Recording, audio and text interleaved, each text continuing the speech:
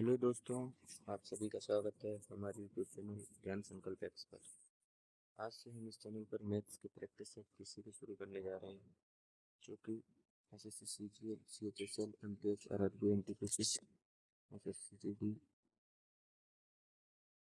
Group B, test police और भी कई गवर्नमेंट एग्जाम्स के लिए इम्पोर्टेंट रहने वाली है। चलिए शुरू करते हैं आज की प्रैक्टिस सेट नंबर 1 से। मेरा आप सभी के सामने आज का पहला सवाल। इस सवाल में बोला गया है कि तीन संख्याएं 1, 3, 5 के अनुपात में है और उनका योग 10,800 है। इन तीनों में से सबसे बड़ी संख्या ज्ञात कीजिए। बहुत सिंपल सवाल है। सबसे पहले जो तीन संख्या अनुपात में दी हैं उनको हम मान लेते हैं कि यही संख्या दी है। उनका योग दिया है 10,800। तो संख्या कौन कौन सी? 1 + 3 + 5। इनका योग कितना दिया हुआ है? 10,800। 5 3 8 1 9। 9 की वैल्यू आएगी यहाँ से 10,800। 1 की वैल्यू यहाँ से निकाल लेंगे, 9 से काटेंगे इसको, ये आ जाएगा 1 की वैल्यू आ जाएगी, 1 बचेगा, 9 दूनी 18, 1200। 1 की वैल्यू 1200 आ गई। मैं पूछा इन तीनों में से सबसे बड़ी संख्या क्या थी? इन तीनों में सबसे बड़ी संख्या कौन सी है? 5। 5 की वैल्यू पूछना चाह रहा है। 1 की वैल्यू 1200 तो 5 की वैल्यू कितनी आ जाएगी? 1200 इंटू 5 6000। इसका ऑप्शन नंबर सी बिल्कुल सही जवाब होगा। चलो चलते दूसरे सवाल की ओर। यदि अमित अकेले किसी कार्य को 15 दिनों में करता है और बलवीर उसी कार्य को 10 दिनों में करता है, यदि अमित अकेले 3 दिनों तक कार्य करता है जिसके बाद बलवीर उसके साथ शामिल हो जाता है, तो पूरा कार्य कुल कितने दिनों में समाप्त होगा? चलिए पहले अमित कितने दिनों में कर रहा है काम को?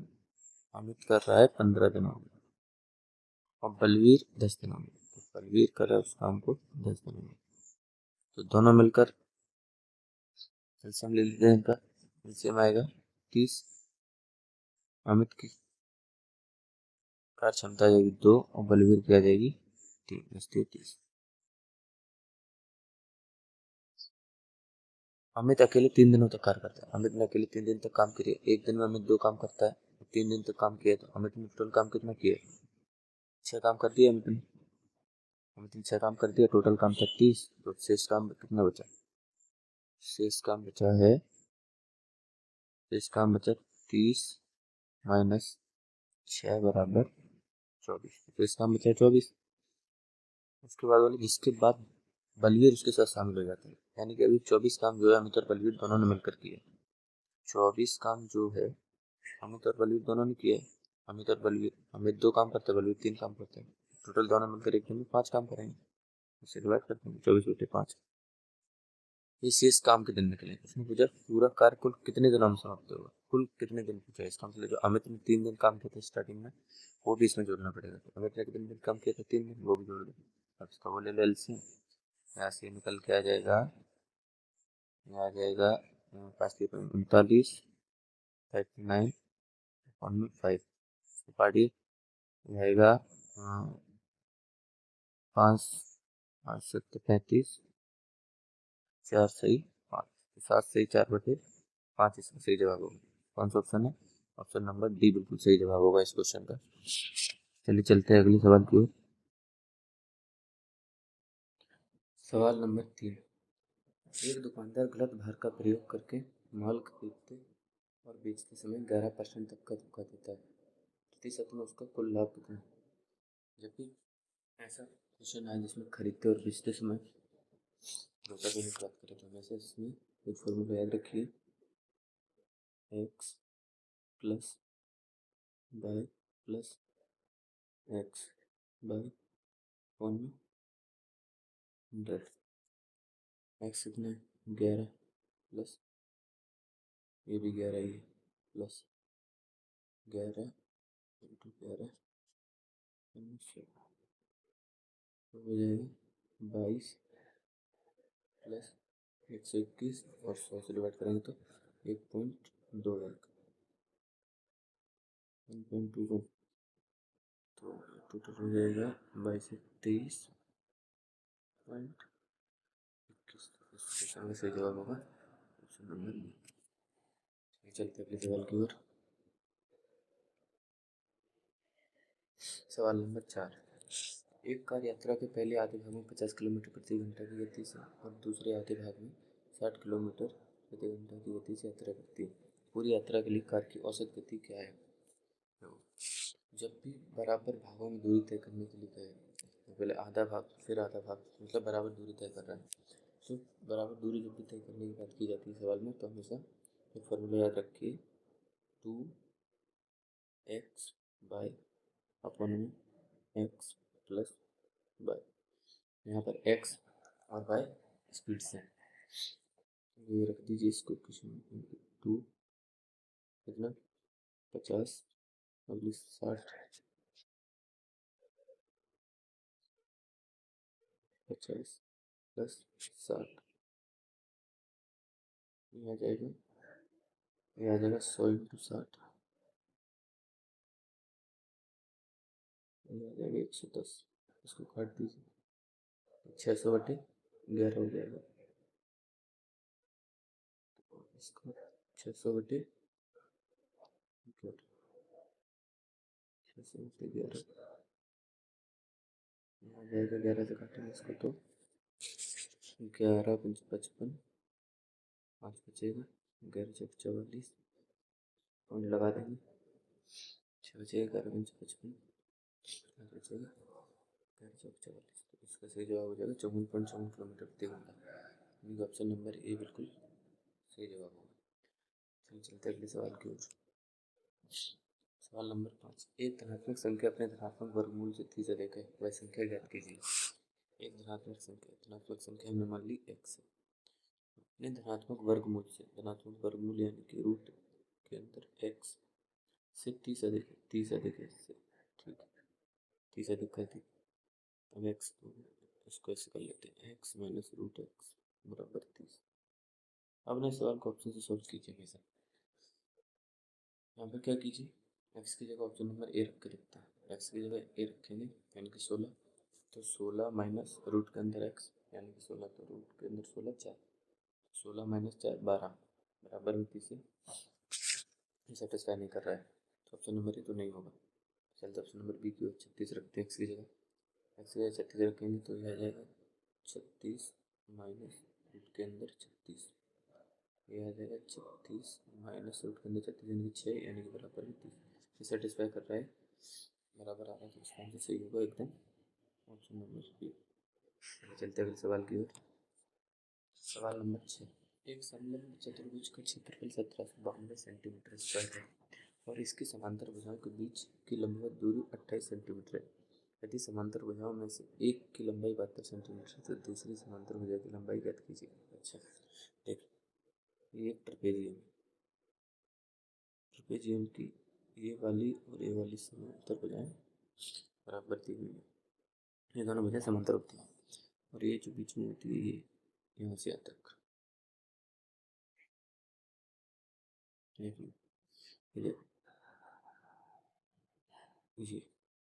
ये वाली जो होती है, जो हाइट दी है, ये जो होती है दोनों भुजाओं के बीच की दूरी होती है, इसको h दर्शाते हैं, h। और ये भुजा मान लेते हैं, ये ऊपर वाली नीचे वाली मान लेते हैं ये, तो ए और बी जो दो है ये दोनों समांतर दी हुई है, ठीक है। फिर ये यहाँ बोल रहा है कि समांतर भुजाओं के बीच की दूरी 28 सेंटीमीटर है। बीच की दूरी यानी कि h दिया हुआ है, कितना दिया हुआ है 28, और एक समांतर भुजा दी हुई है 72, यानी मान लेते हैं एक भुजा दी हुई है 72, दूसरी हमें निकालनी है बी। अब इसका फॉर्मूला होता है एरिया का, एरिया ऑफ ट्रेपेजियम, क्षेत्रफल, समलंब चतुर्भुज का क्षेत्रफल होता है 1/2 ए प्लस बी इंटू एच। तो 1/2 ए प्लस बी इंटू एच यहाँ पर रखिए, 1/2 ए और बी जो है बुझाएं, 1/2 एक मिनट,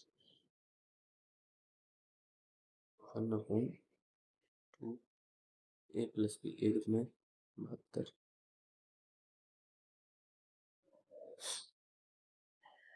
72 प्लस बी, एच कितना दिया हुआ है 28, 28 दो से काटते हैं इसको, ये बराबर में कितना दिया है, एरिया कितना दिया है 1792, inside 9 को काटेंगे, 14 बार कटेगा, 14 से इसको काट देंगे, 14 को 14, 3 बचेगा, 14 28, 11 बचेगा, 14 112, ये आगे 100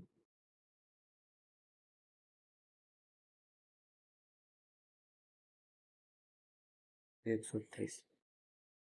तो 72 प्लस बी, यानी कि यहाँ लिख लेते हैं 72 प्लस बी, ये आ गया 100 128 128। तो यहाँ से बी कितना आ जाएगा, 128 में 72 घटा देंगे तो बी आ जाएगा यहाँ से 128 माइनस 72, 128 128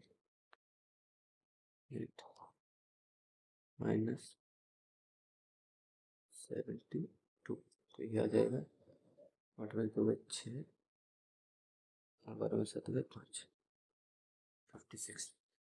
तो दूसरी भुजा कितनी आई, 56 सेंटीमीटर, यानी इस सवाल का सही जवाब होगा ऑप्शन नंबर बी। चलिए चलते हैं अगले सवाल की ओर।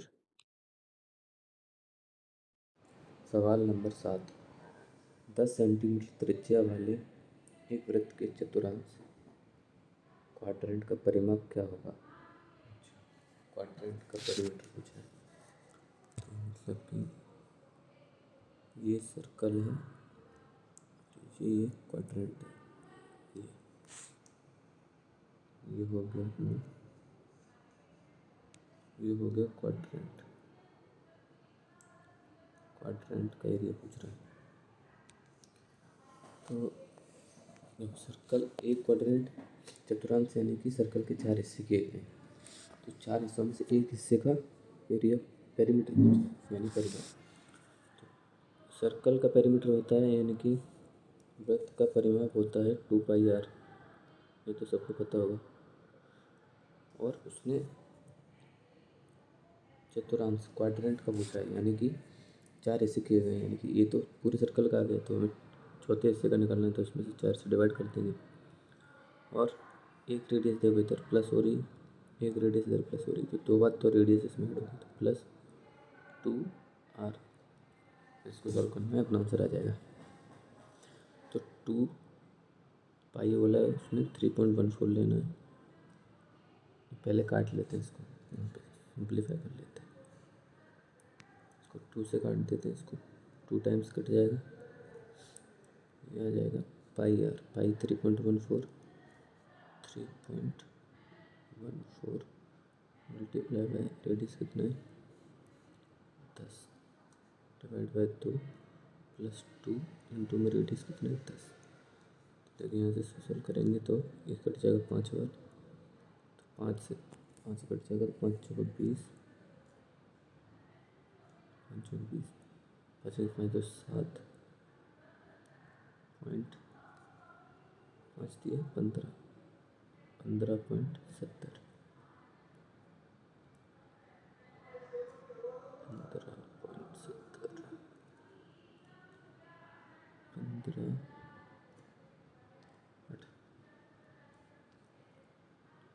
15.70 प्लस 2 इंटू 10 20, ये आ जाएगा 15 और 20 हो जाएगा 35.70।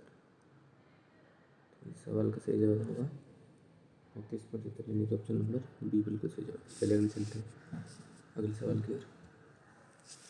सवाल नंबर 8, एक दो अंकों की संख्या के अंकों का योग 10 है, जब अंकों के स्थान आपस में बदल दिए जाते हैं तो संख्या 54 कम हो जाती है, बदली हुई नई संख्या ज्ञात कीजिए। ऐसे सवाल को हमेशा ऑप्शन से सॉल्व करना चाहिए। दो अंकों की संख्या के अंकों का योग 10 है, पहले तो देख लीजिए कौन सी ऑप्शन है जिसका अंकों का योग 10 नहीं बैठ रहा है, उसे तो हटाई दीजिए। तो पहला देखते 7 3 10, दूसरा 10, तीसरा भी 10, चौथा भी 10, मतलब 4 ऑप्शन को 10 हो रहा है, इससे तो काम नहीं बनेगा। चलिए आगे बढ़ते हैं। अंक आपस में बदल दिए जाते हैं, चलो पहले ऑप्शन के अंक बदलते हैं, ये हो जाएगा 37, इसके बदलेंगे 82 हो जाएगा, इसके बदलेंगे तो 28 हो जाएगा, इसके बदलेंगे तो 73 हो जाएगा। इसलिए भी नई संख्या ज्ञात करनी है। संख्या 54 कब हो जाती है? तो बदलने के बाद संख्या के बीच का डिफरेंस 54 हो जाता है। पहले ऑप्शन में देखिए 13 में 7 गए 6, नहीं 4 चाहिए, आखिरी में 6 आ रहा है, ये तो नहीं हो सकता। 8 में से 2 गए 6, 28 में से 82 कटेंगे तो माइनस वही हो जाएगा, नेगेटिव में जाएगा इसको तब। ऑप्शन नंबर सी 12 में से 8 गए 4, 12 में से 8 गए 4 और 7 में 2 गए 5, तो बिल्कुल 54 कम हो रही है। कौन सा ऑप्शन नंबर सही हो जाएगा अपने एकदम? ऑप्शन नंबर सी बिल्कुल सही जवाब। चलते अगले सवाल की। क्वेश्चन नंबर 9, एक लंबवृत्तीय शंकु का कुल पृष्ठीय क्षेत्रफल 360 पाई मीटर स्क्वायर है और इसकी त्रिज्या 10 मीटर है। शंकु की लंबवत ऊंचाई ज्ञात कीजिए। अच्छा, देख कौन का कुल पृष्ठीय क्षेत्रफल यानी टोटल सरफेस एरिया क्या होता है? वो होता है पाई आर प्लस एल। ये कितना दिया हुआ है? 360 पाई, 360 पाई दिया हुआ है। पाई से पाई तो काट ही दो यहाँ पे, और रेडियस रख दो कितनी 10, यहाँ रख देंगे 10, यहाँ 10 प्लस एल, एल से लेंथ हाइट होती है इक्वल टू 360, ये भी काट दो। एल यहाँ से कितना आ जाएगा? एल आ जाएगा 36 में 10 जाएगा तो एल आ जाएगा यहाँ से, एल बराबर आ जाएगा 36 माइनस 10 यानी कि 26। एल 26 आ गया तो वो फार्मूला लगा दो, R square plus H square बराबर एल स्क्वायर। आर कितना है 10, तो 10 का स्क्वायर 100 प्लस एच स्क्वायर बराबर एल स्क्वायर। एल कितना 26, 26 का स्क्वायर 676, 26 का स्क्वायर 676, एच स्क्वायर निकालते हैं, एच स्क्वायर आ जाएगा 676 माइनस 100 यानी कि 576। एच कितना आ जाएगा? 576 का अंडर रूट निकालेंगे तो 24। सही जवाब क्या हो जाएगा? शंकु की लंबाई तो चाहिए जाएगी 24 मीटर यानी कि ऑप्शन नंबर ए बिल्कुल सही जवाब है। चलिए चलते हैं सवाल की ओर। यदि किसी गोले की त्रिज्या 50% बढ़ा दी जाती है तो नए गोले का पृष्ठीय क्षेत्रफल मूल गोले के पृष्ठीय क्षेत्रफल का कितना प्रतिशत होगा? मूल गोले के पृष्ठीय क्षेत्रफल का कितना प्रतिशत होगा? ठीक, कोई भी स्फीयर होता है या गोला होता है उसका पृष्ठीय क्षेत्रफल होता है 4 पाई आर स्क्वायर। ठीक है, देखो 4 पाई तो एक कांस्टेंट नंबर है, ये तो उसकी त्रिज्या बढ़ जाए घट जाए कुछ भी हो जाए उससे इससे उसके क्षेत्रफल पर कोई प्रभाव नहीं पड़ने वाला है, तो दोनों में समान ही रहेगा। फ़र्क पड़ेगा सिर्फ आर स्क्वायर, रेडियस से फ़र्क पड़ेगा। तो हम रेडियस को लेकर चलते हैं। पहले 50% बढ़ा दी जाती है, मान लेते पहले रेडियस यहाँ पे, मान लेते पहले की रेडियस ये थी और दूसरे की रेडियस ये। पहले रेडियस थी मान लेते हैं 10 रेडियस, ठीक है। अब 50% बढ़ा दी यानी कि 10 से अब वो कितनी कर देंगे? 50% बढ़ाएंगे तो अब हो जाएगी 15। पहले रेडियस 10 थी अब 15 हो गई, तो आर स्क्वायर करेंगे तो आर स्क्वायर यानी कि पहले ये था 100 और ये हो गए अब 225। पहले से क्या पूछा? मूल गोले के पृष्ठीय क्षेत्रफल का, मूल गोले का पृष्ठीय क्षेत्रफल का कितने प्रतिशत? नया गोला कितना हो गया? 225। मूल गोला कितना था? 100, इसका कितना प्रतिशत है? मल्टीप्लाई बाय 100, तो 100 से 100 कट जाएगा, कितना आ जाएगा? 225%। इसका सही जवाब हो जाएगा ऑप्शन नंबर सी। चलते हैं सवाल की। सवाल नंबर 11, दो संख्या का लघुत्तम समापवर्त एलसीएम 840 है और उनका महत्तम समापवर्तक एचसीएफ 7 है। यदि उनमें से एक संख्या 56 है तो दूसरी संख्या ज्ञात कीजिए। तो देख, दो संख्या का एलसीएम दिया हुआ है, एचसीएफ दिया हुआ है, एक संख्या दी हुई है, तो हमेशा ये फॉर्मूला लगाइए, एलसीएम इंटू एचसीएफ बराबर पहली संख्या गुणा में दूसरी संख्या। एलसीएम कितना है? 840, एचसीएफ कितना है? 7, पहली संख्या 56, दूसरी संख्या पता नहीं एक्स मान ली। 7 से काटेंगे 8 बार, 8 से काटेंगे इसको, 8 एकम 8, 8 पंचे 40, तो एक्स कितना आ गया? 105, यानी कि दूसरी संख्या कितनी? 105। सही जवाब हो जाएगा ऑप्शन नंबर ए। चलिए चलते अगले सवाल की ओर। सवाल नंबर 12, एक घनाभ का आयाम 27 सेंटीमीटर, 18 सेंटीमीटर, 21 सेंटीमीटर है। इसमें से 3 सेंटीमीटर भुजा वाले कितने छोटे घन काटे जा सकते हैं? अच्छा, जब भी आपको यह सवाल दिया हो कि कीवर्ड या घनाभ दिया हो और उसमें से घन कितने घन काटे जा सकते हैं, कितने घन बन सकते हैं, ऐसा सवाल पूछा जाए तो हमेशा याद रखना कि घन के आयतन यानी वॉल्यूम से घनाभ के आयतन, क्यूबॉइड के आयतन को डिवाइड कर देंगे तो हमारे सामने कितने घन बनेंगे वो आ जाएगा। देखिए तो घनाभ का ये दिया हुआ, तो घनाभ का वॉल्यूम क्या होता है, L into B into H, यानी कि 27 इंटू में 18 इंटू में 21। ये तो आगे घनाभ का आयतन, इसको डिवाइड कर देंगे क्यूब का आयतन से। क्यूब का आयतन होता है ए क्यूब, ए यानी साइड दी हुई है 3 सेंटीमीटर, 3 का क्यूब यानी कि 27, 3 क्यूब यानी कि 27, 3 क्यूब यानी कि 27, तो 27 का कट ही जाएगा। तो 18 इंटू 21, 18 को 18, 18 दूनी 36 और 1 37, 378। कितने क्यूब बनेंगे, 378 क्यूब बन सकते हैं। ऑप्शन नंबर बी बिल्कुल सही है। चलते अगले सवाल की ओर। सवाल नंबर 13, ए और बी के वर्तमान आयु का अनुपात 4:5 है। ठीक है, ए और बी की वर्तमान आयु का अनुपात 4/5 है। तो यहाँ से निकाल लेते हैं, ए 5A minus 4B, 5A minus 4B, ये हो जाएगा 0। 5 वर्ष बाद उनकी आयु 5/6 हो जाती है। ठीक है, 5 वर्ष बाद, यानी कि ए की आयु 5 वर्ष बढ़ गई, बी की आयु 5 वर्ष बढ़ जाएगी। तो अब इनका अनुपात है 5/6। ठीक है, इसको भी कर लेते हैं सॉल्व। ये मल्टीप्लाई कर लेते हैं, क्रॉस मल्टीप्लाई आ जाएगा 6A प्लस 30 बराबर में 5B प्लस 25 बी प्लस 25। तो यहाँ से 6A माइनस 5B आ जाएगा माइनस के 5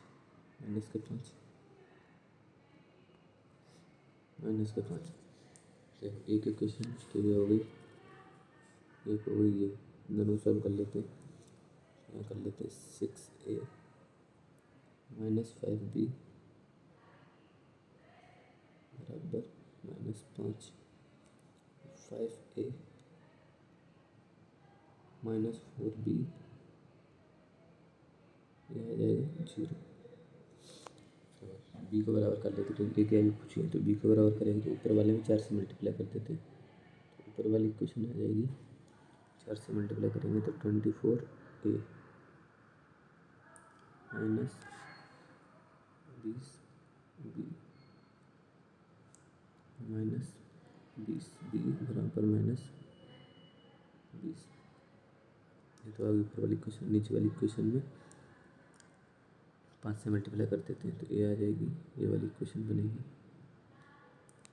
25A माइनस 4 जो 20B, 0 तो 0 ही रहेगा, बराबर में 0 बराबर में 0, 20B बराबर में 0। ठीक है, तो 20B से तो 20B कट जाएगा, 24A और 25A माइनस है ना, इसको पहले सवाल के साइन चेंज कर लेते, तो ये -24 से -25 है, -24 से -25 है, ये हो जाएगा माइनस का, बी से बी ये प्लस हो जाएगा, हम 0 को देखो करेक्ट करेगा, नहीं तो 20 और 24 और 25, तो -25 से -24 हो जाएगा, तो ये बचेगा -A बराबर -20, माइनस से माइनस कट जाएगा, तो ए बराबर आ जाएगा 20, यानी ए की कीमत होना है कितनी, 20 वर्ष। ऑप्शन नंबर ए बिल्कुल सही जवाब। चलते हैं अगले सवाल की ओर। सवाल नंबर 14, 10% और 20% की दो क्रमिक छूट किसी एकल छूट के बराबर है। अभी तो छूट दी हुई क्रमिक छूट पूछी जाए, तो हमें से फॉर्मूला याद रखना, X plus by minus X by upon 100। X कितना है 10, बाय कितना 20, माइनस एक्स 10 बाय 20 100, ये तो कट ही जाएगा, तो ये हो जाएगा 30 माइनस 2, कितना हो जाएगा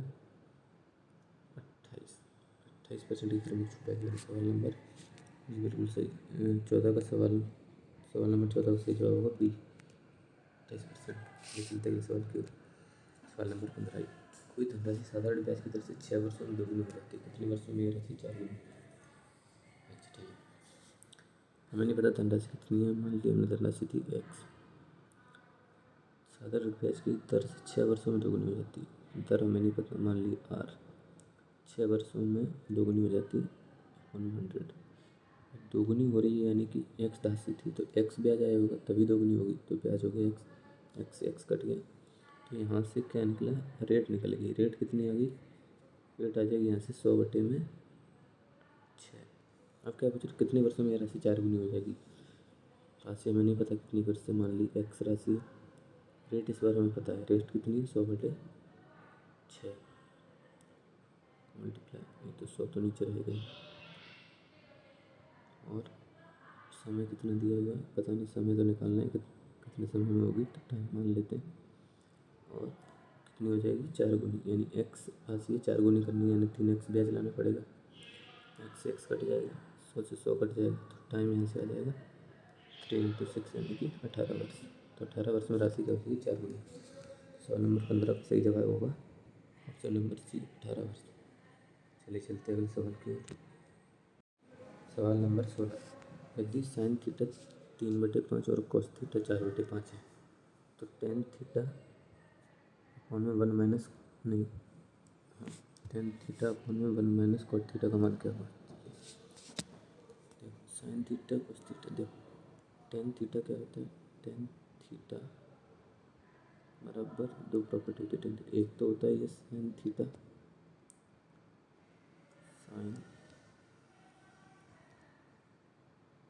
साइन थीटा अपॉन में कॉस थीटा, और एक टेन थीटा बराबर होता है 1/कॉट थीटा। ठीक है, तो साइन थीटा अपन कॉस थीटा टेन थीटा हो जाएगा। टेन थीटा की जगह रखेंगे साइन थीटा अपन कॉस थीटा, यानी कि 3/5 अपॉन में 4/5। तो ये कितना आ जाएगा, यहाँ से टेन थीटा आ जाएगा, टेन थीटा आ जाएगा 5 से 5 तो कट ही जाएगा, 5 से 15, 5 से 20, 15/20। 5 से 5 कट जाएगा तो 3/4 आ जाएगा सीधा।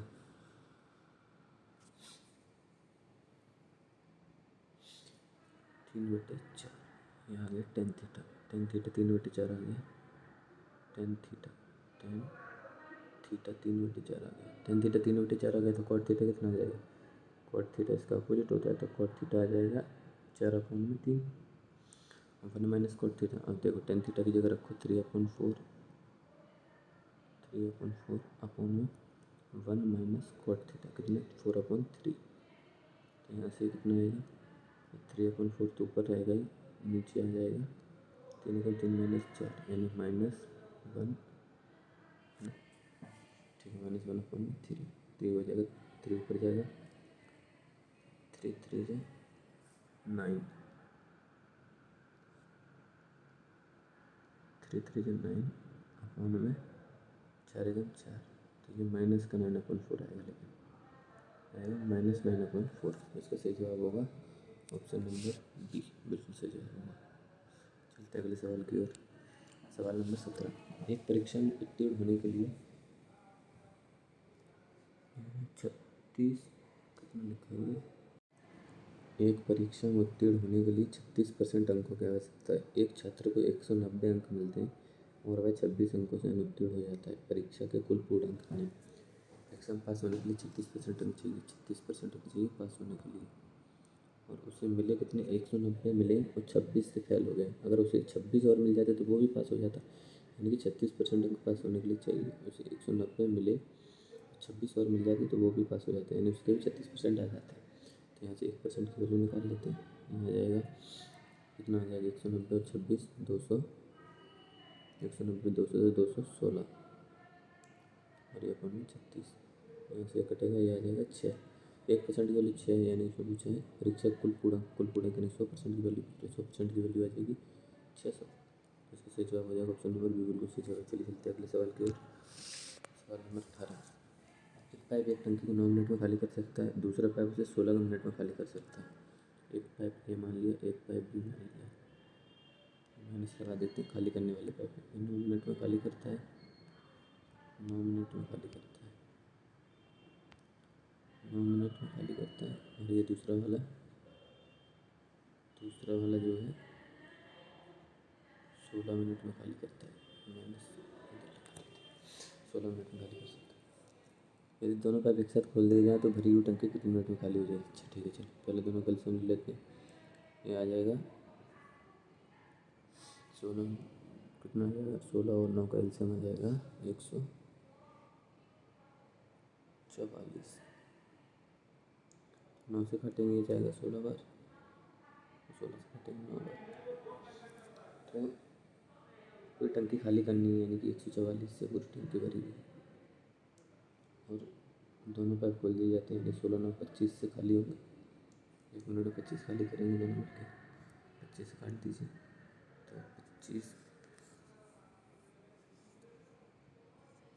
25 चौका 100, 25 5 125, कितना बचेगा 19 और 25।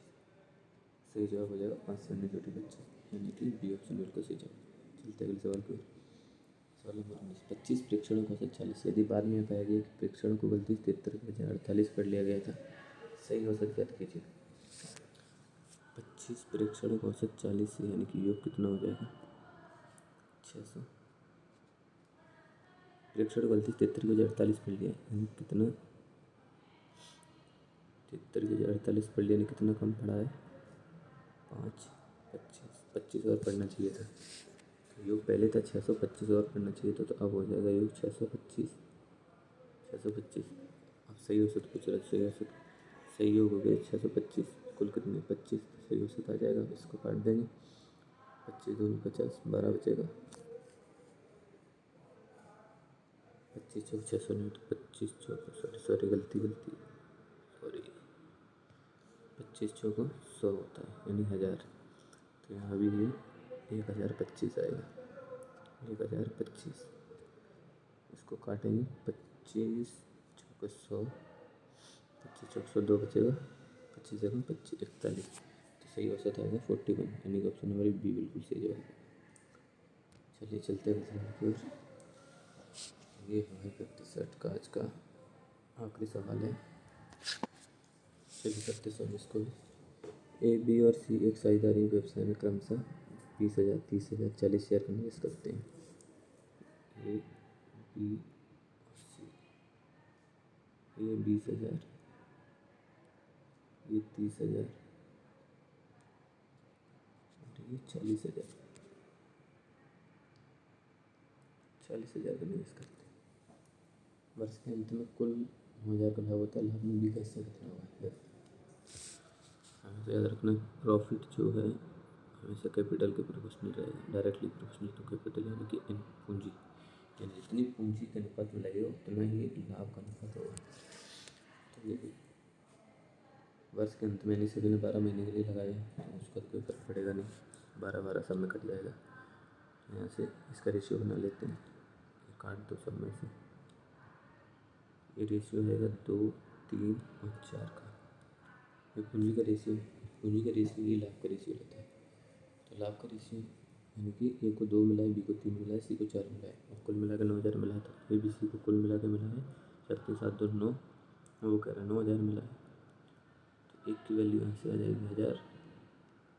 मैंने पूछा क्या है बी का हिस्सा कितना है, बी का हिस्सा 3 की वैल्यू पूछ रहा है, तो 3 की गुणा कर दो 3000। बी का हिस्सा 3000 है। इसका सही जवाब हो option number B. Option number B बिल्कुल सही जवाब। तो ये था भाई लोग आज का प्रैक्टिस सेट। उम्मीद आप लोग को समझ में आया होगा। अगली प्रैक्टिस सेट में और कोशिश करेंगे आपको समझने की। चलिए मिलते हैं अगले प्रैक्टिस सेट में, तब तक के लिए धन्यवाद।